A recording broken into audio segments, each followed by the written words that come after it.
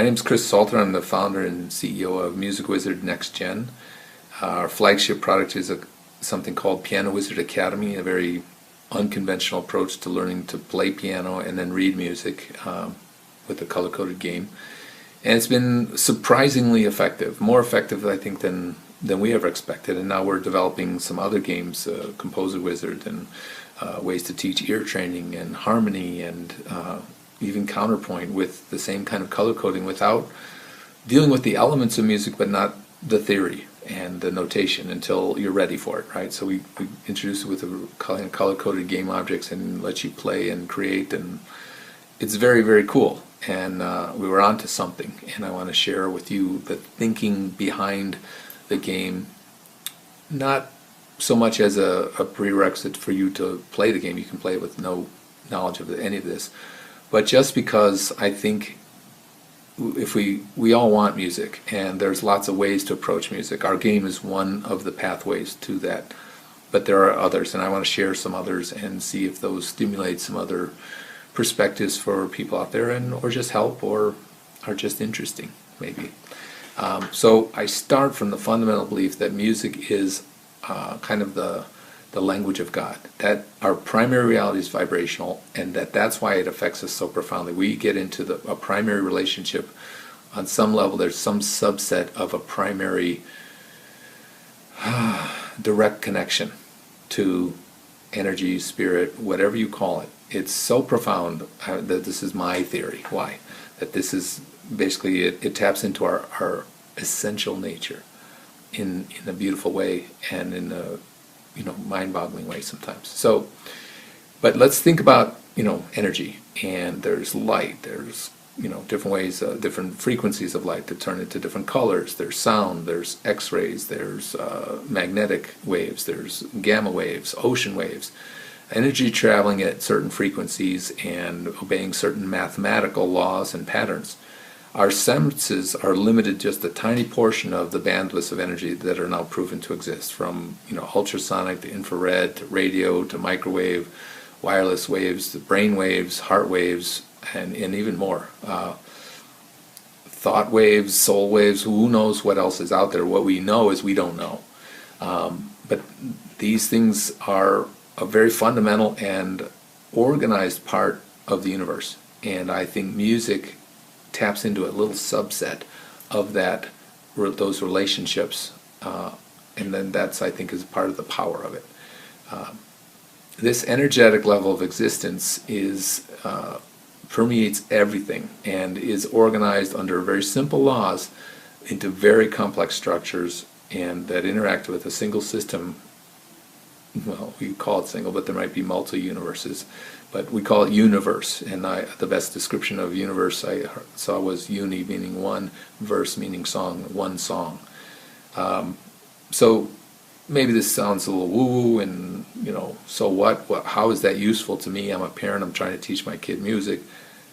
I think part of it is just how important I think music really, really is. All right, this is harmony is something that is inherently, by definition, musical.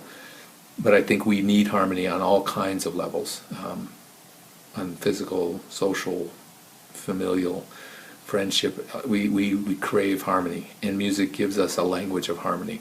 And the ironic thing is that music needs dissonance, lack of harmony, to move. And we find ourselves in those situations all the time with people. We're just out of tune with them, and sometimes to get in tune you actually have to move away from them, and then you're okay. You're in harmony. Sometimes the two closest notes are the most dissonant. So this is kind of my philosophy of how music permeates this. But there's also other aspects. Music goes in through the ears. The ears are one of the most basic parts of our senses. I believe it's the last to go when you pass. It is primary because we need to be able to hear things coming in the dark, so it's really tapped into our reptilian brain, our limbic system. It is a direct connection, right, because it comes in through the ears. We see beautiful paintings and beautiful things with our eyes, and we're in awe, and we're very visual animals, but there's something about music that taps in there, and I believe, when we mix it with song and language, it is incredibly evocative and I think very important to all of us. Every culture has music as an element. There is no culture without music. There are artifacts of music 30 and 40,000 years ago, so well predated language, and flutes, tunings that which will obey some of the principles and ratios that we'll talk about, that were really outlined very clearly with the Greek philosophers, in particular Pythagoras is known for this. The point is, music is important to us. It is fundamental, and Plato believed that music, the study of music, was one of the fundamentals. And in the 80s and 90s we gutted a lot of music programs, and it's been proven since then, in the 90s and 2000s, how profound music can be for the brain. 30-40% jumps in math, brand new brain cells being created after as little as 4 months of music in young children. Really, we've got some examples of our own that are profound. So this matters. Music matters, and it is not a luxury. It is not a frivolous thing. It is something very central to a really healthy and well-rounded human being. And there are moments when, and you may or may not have hit them yet in your life, but you will, when words can't do anything. You lose a loved one, you are in the face of some tragedy. Trust me, music is your gateway out of hell. Many of you have been there, and you know that. Music save your immortal soul, right?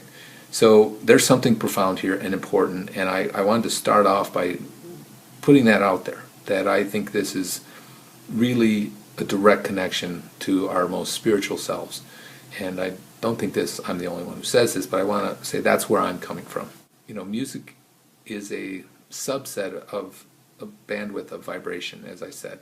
And I said I believe it is the language of God, a live link on a vibrational level. And one of the reasons it's so powerful is we literally can transcend matter on that plane. And we've all felt some piece of music sometime. Some people feel it often, and some actually channel that plane. So there's a quote I'd like to share with you from Kepler, a great astronomist.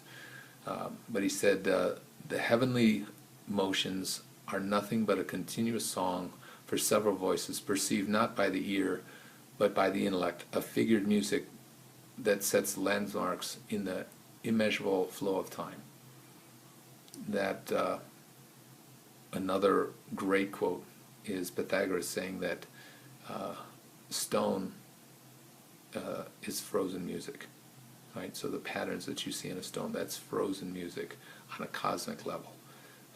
So let's get into a little bit less esoteric, a little bit less philosophical, spiritual, whatever you want to call it, and go into kind of structure, right? So one of the basic things about music is that it reflects the binary quality of the universe, what they call yin and yang, right? Positive, negative, the principles. It does this with the principles of tension and release in time. This is the primary engine of music, that you have tension and then release, okay?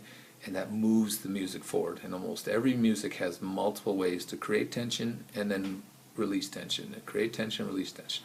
If you don't like a particular kind of music, you may not be, getting how they're creating or liking how they're creating that tension and release. It may just sound like all tension to you, or boring, all release, all just really, boring stuff. It doesn't have any tension in it. This is always, a part of the language aspect of music. But this binary quality is very important.